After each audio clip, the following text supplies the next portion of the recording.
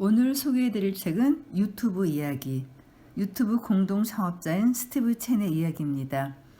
이 책을 굉장히 재미있게 읽었고요. 저도 유튜브를 하고 있는데 유튜브가 어떻게 만들어졌는지, 그리고 유튜브를 만든 사람들의 이야기를 듣는 거는 정말 흥미롭고, 그리고 좀 잠자고 있던 열정을 깨워주는 그런 느낌이었어요. 먼저 머릿말 소개해 드릴게요. 그들은 유전자가 다르다. 2011년 10월 5일 실리콘밸리의 위대한 창업자 스티브 잡스가 세상을 떠났다. 그 일로 실리콘밸리 사람들은 모두가 큰 슬픔에 빠졌다. 특히 창업자들이 그랬다. 그는 애플의 CEO였지만 나는 그를 실리콘밸리의 창업자라고 부르고 싶다. 그에게는 창업자들 고유의 유전자가 있었는데 바로 지속적인 혁신, 자신은 물론 남을 바꾸려는 노력, 사람들의 탄성을 자아내게 하는 실력 등이다. 나는 모든 실리콘밸리맨이 잡스와 같은 선배이자 동료와 함께 일했다는 사실에 영광을 느끼며 그처럼 세상을 바꾸려는 꿈을 품고 있다고 믿는다. 잡스는 자신의 꿈을 위해 또 자신의 타고난 유전자를 위해 숨이 끊어지는 그 순간까지 쉬지 않고 달렸다. 그것을 얼마나 오랫동안 지속하느냐 하는 것이 진정한 실리콘밸리맨을 가늠하는 척도라고 할 수 있다. 나는 언제부터 실리콘밸리맨이 된 것일까? 13년 전 낡은 담요 한 장을 덮고 실리콘밸리의 한 아파트 바닥에서 잠을 자기 시작한 때였을까? 아니면 제1차 인터넷 버블 때 졸지에 100만 장자가 된 순간일까? 유튜브를 창업한 다음? 그것도 아니면 유튜브가 세상을 휩쓸고 구글에 매각된 후 사람들에게 영웅으로 추앙받은 후에 진정한 실리콘밸리맨이 된 것일까? 아니, 전부 정답이 아니다. 정답은 그로부터 한참 후 내가 구글의 어마어마한 인센티브도 포기하고 실리콘밸리 최고의 사무실과 엘리트들을 떠나 다시 조그만 사무실로 돌아와서 새로 팀을 꾸리고 프로그램을 위해 야근하고 밤을 새우고 바로 그때부터였다. 그때 비로소 나는 나만의 창업, 남과 다른 무언가를 하고 싶은 열정, 나의 아이디어로 세상을 바꾸려는 노력이 바로 내게 주어진 유전자이며 사람들이 말하는 실리콘밸리맨의 유전자라는 걸 깨달았다. 지금 나는 실리콘밸리의 작은 도시 샌브루노의 낡은 사무실에서 사람들에게 실리콘밸리 이야기를 하고 있다. 나는 사람들에게 말해주고 싶다. 실리콘밸리에는 수억 달러의 돈이 있어도 수많은 방이 딸린 저택을 갖고 있으면서도 자신의 작은 사무실에서 머리를 쥐어짜며 매주 100시간 넘게 일하는 사람, 그리고 심각한 병에 걸려도 끝까지 일을 포기하지 않고 시간을 소중히 하며 살아가는 괴짜들이 있다고. 그런 괴짜들의 노력이 세계 창업의 중심인 이 실리콘밸리에서 위대한 업적을 이루어내고 있다고 말이다. 이 때문에 나는 실리콘밸리에서 그들 중 하나가 될 수 있음이 너무 기쁘다. 그리고 자신의 꿈을 향해 누구도 가본 적이 없는 길을 가는 모든 사람들과 친애하는 독자 여러분도 마음속 깊은 곳에 열정만은 그들과 하나일 것이라고 믿는다. 스티브 첸의 어린 시절을 잠시 보면은요. 스티브 첸은 타이완 출신이고요. 8살에 가족과 함께 미국 일리노이주로 이주를 했어요. 어릴 때부터 컴퓨터에 푹 빠져 있었고요. 스스로 프로그램도 짜고 그리고 게임도 만들어 보고요. 그러다가 고등학교 진학을 IMSA라고 일종의 우리나라로 보면 특목고 같은 것 같아요. 일리노이즈 매스매틱스 앤 사이언스 아카데미. 실리콘밸리의 많은 천재들이 여기 출신이더라고요. 그리고 공과와 컴퓨터학과가 제일 유명하다고 하는 일리노이 대학으로 진학을 했어요. 일리노이 대의 컴퓨터학과는 명실상부한 최고의 인기학과로 학생이 많은 곳으로도 유명했다고 하는데요.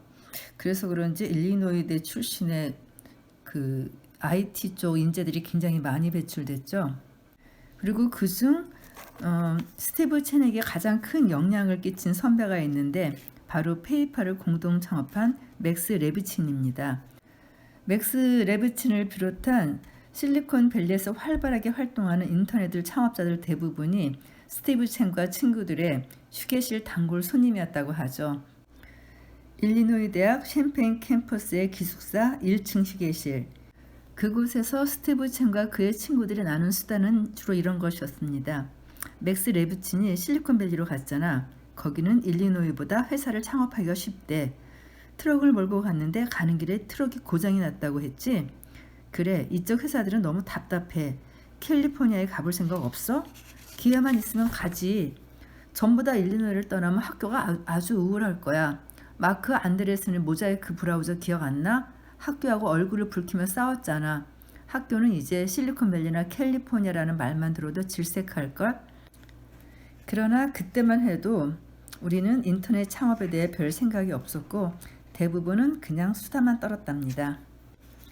그리고 실리콘밸리의 상징처럼 되어버린 그 중퇴, 애플의 창업자 스티브 잡스도 대학을 중퇴했고 MS의 창업자 빌 게이츠와 페이스북의 창업자 마크 저커버그도 역시 그랬듯이 페이팔의 초기 멤버 중에서도 중퇴자가 부지기수였는데요. 스티브 첸도 마지막 학기를 남겨놓고 대학 중퇴를 결심합니다. 이미 대학 선배인 러스 시몬스와 파니가 페이팔에서 일하고 있었고 그들도 역시 석사과정을 포기하고 휴학은 아무것도 아니라면서 페이팔에 스티브 첸을 적극 추천했습니다. 그리고 스티브 첸을 면접한 페이팔의 CTO, 공동 창업자죠. 페이팔의 공동 창업자인 맥스 레브친 역시 같은 일리노이 대학 출신이었습니다. 맥스 레브친의 영향이 가장 컸을 것 같아요. 대학 시절 존경하고 일종의 전설처럼 느껴졌던 그런 선배, 그리고 그 사람에게 직접 면접을 보고 그리고 그로부터 15분 만에 오라는 결정을 통보받았을 때 그 느낌은 너무 강렬해서 거절하기가 힘들었을 것 같아요. 그렇게 해서 스티브 첸은 1999년 11월 항공권을 사고 샌프란시스코로 날아왔죠. 수중에 남은 돈은 $200밖에 없었답니다. 실리콘밸리에서는 자신의 차고에서 창업하여 휘황찬란한 성공을 거두는 사례가 빈번하게 일어났다. 그때 나도 같은 꿈을 꾸었다. 몇 년 후에는 나만의 차고가 생길 것이라고. 그러나 실리콘밸리를 두 눈으로 맞았을 때의 첫 느낌은 두려움이었다. 충동적으로 학업을 포기하고 러스 시몬스와 파니의 권유에 따라 맥스 레브친과의 면접 후 홀로 도망치듯 캘리포니아로 와버렸기 때문이다.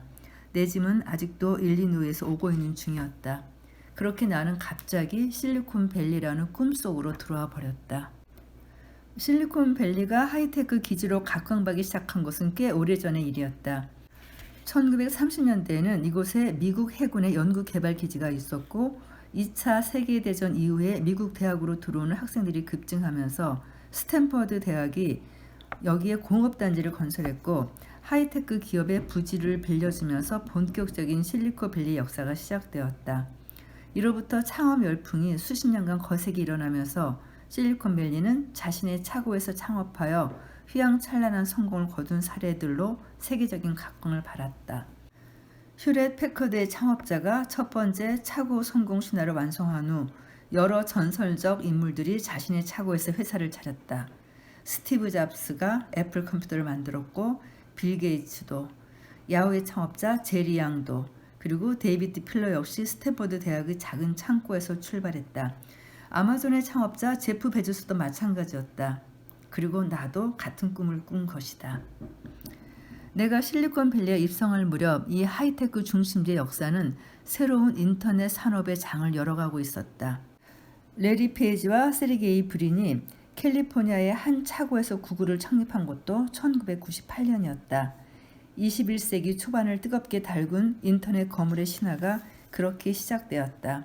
그로부터 6년 후 나는 레리 페이지를 만났고 이틀 후에 내 인생 최대의 결정을 내리게 되었다. 하지만 그때는 전혀 예상하지 못했다. 나 역시 수많은 젊은 모험가들 중 하나였지만 정작 실리콘밸리에 대해서는 제대로 아는 바가 없었다. 어마어마한 에너지를 품고 있으면서 이토록 조용할 수 있다는 것도, 낮고 정갈한 건물들 안에서 경천동지할 혁신이 일어나고 있다는 것도 알지 못했다. 곳곳의 커피숍에서, 삐걱거리는 계단 사이에서, 그리고 복잡하다 못해 정신없는 차고에서 인터넷 혁명이 일어나고 있었다. 누군가가 나 새로 사이트 개설했어 라고 하면 모두가 눈을 반짝였고 엔지니어들은 밤을 새워 프로그램을 짜고 테스트를 했으며 번듯한 옷차림의 투자자들은 날카로운 눈매를 번득이며 엄청난 돈을 쏟아부었다. 그 속에서 1년을 보내면서 나는 내가 첫 번째 인터넷 버블 시대에 올라탔음을 알았다. 그리고 12년이 지나자 창업자야말로 실리콘밸리의 영혼이며 충만한 영혼에는 거품 따위가 존재하지 않는다는 것을 깨달았다. 나 역시 그들 중 하나가 되었다.